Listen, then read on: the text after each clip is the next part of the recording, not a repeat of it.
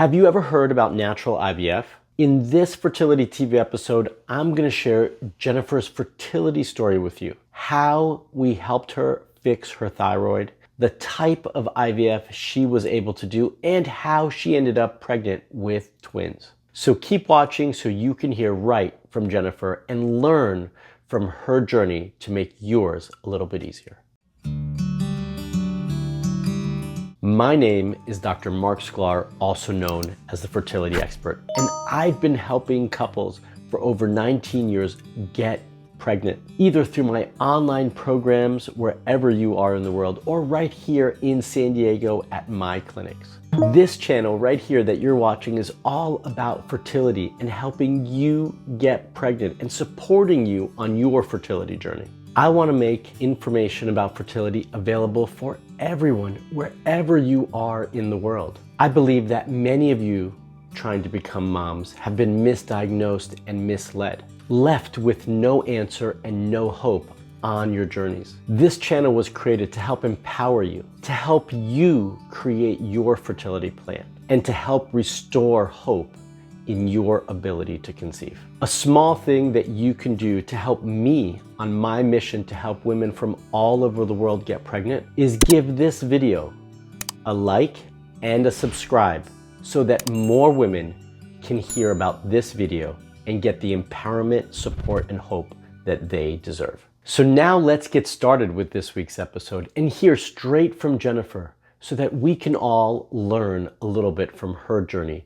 to hopefully make our journeys a little bit easier. So this is Jennifer starting out, and as I always do in these videos is I'm gonna let her talk and then I'm gonna interject on what she was able to do, what we were able to do for her, and guide you throughout her story. My husband and I got married, it'll be 3 years in July, and we were a little bit later in the game. I was day after my 35th birthday, and of course, we decided after our honeymoon we wanted to start trying. And we had about 6 months of just unsuccessful, pregnancy tests, and it was just kind of getting scary because of our age. And you hear out there, if you're over 35, that there's all these misconceptions. And so went to the doctor, and we started. They said wait 6 more months because you have to have a year of infertility, I guess, and then they will, start doing other methods. That's when, Mark, we started to work with you, and we started the IUI process. So I want to stop right here, and I want all of you listening to recognize a couple things. These timetables are not specific to you. They're very, very general, and they're decided on to help manage patient flow and the amount of patients coming into an office. So if you feel like you need support sooner than the guidelines that are given to you, then I want you to listen to your gut. I want you to get the support that you need. It's not about waiting if you know that you need it. If you have a history of reproductive issues, of hormonal issues, or you just feel inside that you want to start to get answers now, then get the support that you need and don't wait for the timeline that's been dictated by somebody else for you, okay? Those timelines are, for those who do want it, that if you are under 35, that it's a year or more. And if you're over 35, that it's 6 months or more. So actually for Jennifer and her husband, they actually could have started to get support sooner, but that's not what they were told. They were misinformed. Our second round of IUI, you said, why are you doing this right now? Because your thyroid is really high, and you really took the time to go over my blood panel. So this is a really key piece for Jennifer especially, but for anybody listening. First and foremost, you all deserve to understand what your body is doing. You all deserve to understand what your labs are telling you your body is doing. And if you have run labs and no one has sufficiently explained them to you, then you need to get the attention that you deserve and get the clarification that you need, right? So Jennifer did labs. She was doing an IUI. She did an IUI before. We ran labs afterwards, and her TSH, her thyroid stimulating hormone, was elevated. And because that was elevated, I wasn't happy with her moving right into another IUI cycle, which is exactly what she was told to do by her OB, which is go in to do another IUI cycle. I didn't think that was appropriate given the circumstances, and I wanted to make sure that she got her thyroid under control before we started moving forward. Again, her thyroid, and for all of you, is an important piece to helping you manage your hormones and get pregnant and have healthy, balanced, regulated hormones. So it was really important that we got this taken care of. I can't tell you how often this is overlooked. Now, for Jennifer, her thyroid, her TSH specifically, was elevated, but not elevated so far that it was over the clinical reference range. But it was definitely over what we like to see in the fertility world. So she was closer to 4. And in the fertility world, we want to be between 1 and 2, for sure below 2.5. And she wasn't there. And so that's a big variable that needed to be addressed, and something that we all, when we discuss thyroid issues, need to be aware of. So they put me on, I think it's thyroidoxine to thyroid medication. I'm still taking it to this day. But it was really weird, Mark, because when I was working, with you in conjunction of my doctor, he got really mad at me, really made me feel so bad because I just brought to his attention that I think my thyroid level is a little high, and that I would like to just be on medication to do something about it because I didn't feel like that was helping me in my journey. And he got very combative with me and told me that, that wasn't accurate and all this stuff. And then once you and I spoke, and then he double checked it. I went into his office, we sat down at his desk, and he double checked it. And he said, "Oh, I guess I didn't realize how high it was." That's when he said, "Oh, you know what? We do need to put you on medication." And my thyroid went down. It's at 1.5 now. This is so, so important. Your OB has thousands of patients, okay? We have to recognize that they don't remember everything about your case. They're not aware of every detail. They forget, and it's not on purpose. They're just managing a lot of patients. So you have to remind them.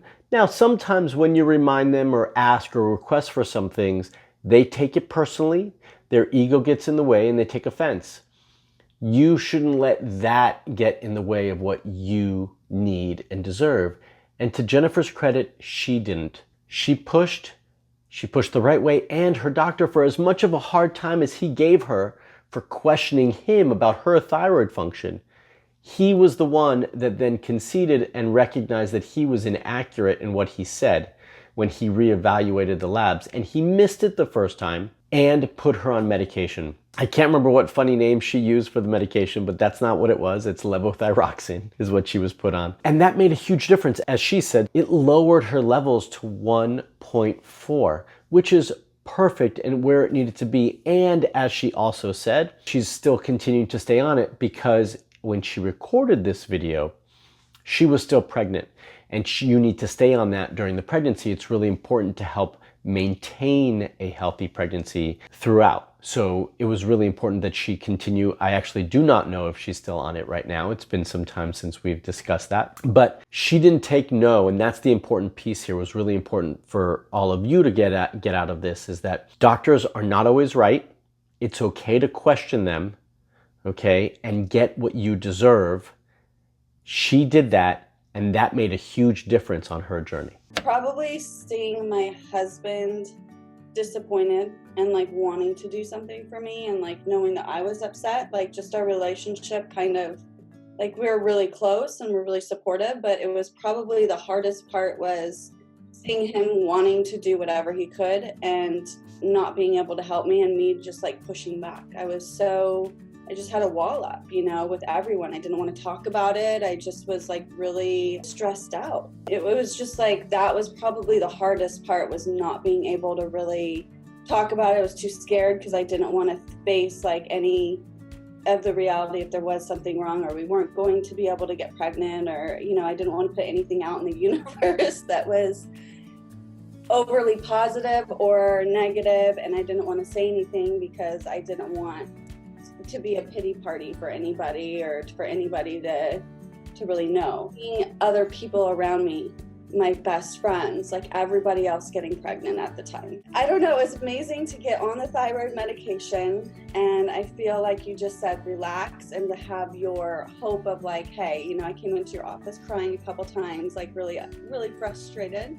You just help support me and just say, hey, you're going to get pregnant. Like, you can do this. You're going to be fine. Like, stop listening to the negatives. And I kind of just let go over the summer. I told you, I said, the summer, I'm just going to take my thyroid medication, come see you. I want to spend some time here talking about what she said here. This process is stressful. It's stressful on relationships. It's stressful on us. It's stressful on our friendships and family life. It's stressful across the board, right? But we all can't forget that the most important thing in all of this is that you continue to believe in yourself, in your ability to do what you were meant to do, which was have children. And that is a huge piece in this puzzle. She used the key word, I had to let go. Letting go doesn't mean giving up.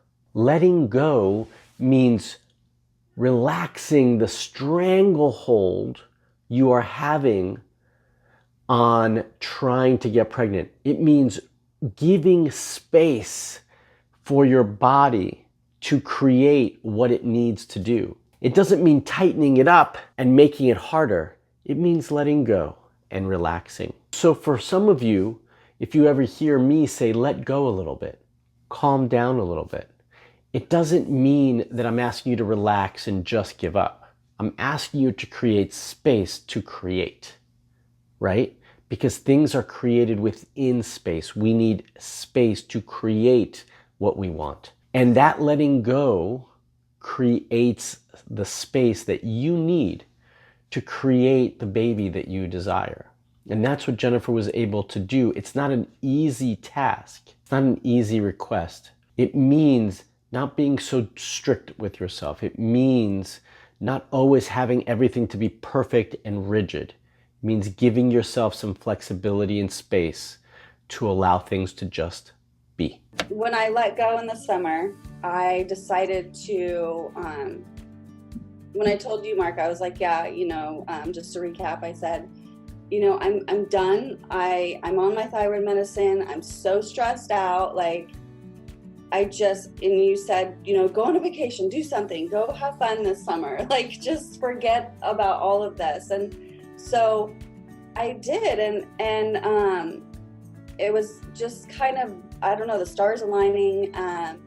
And I remember you telling me about like that, you know, that there's natural ways to go. So I went to this natural IVF clinic and I took Clomid in September. They did the egg retrieval. They just took out 3 of the mature ones, and we went back in, 3 weeks later, and they did the transfer. It was just minimal medication, which was amazing. And Mark, this will tie in maybe to the progesterone thing, I think, but that was hard. So we got 3 eggs.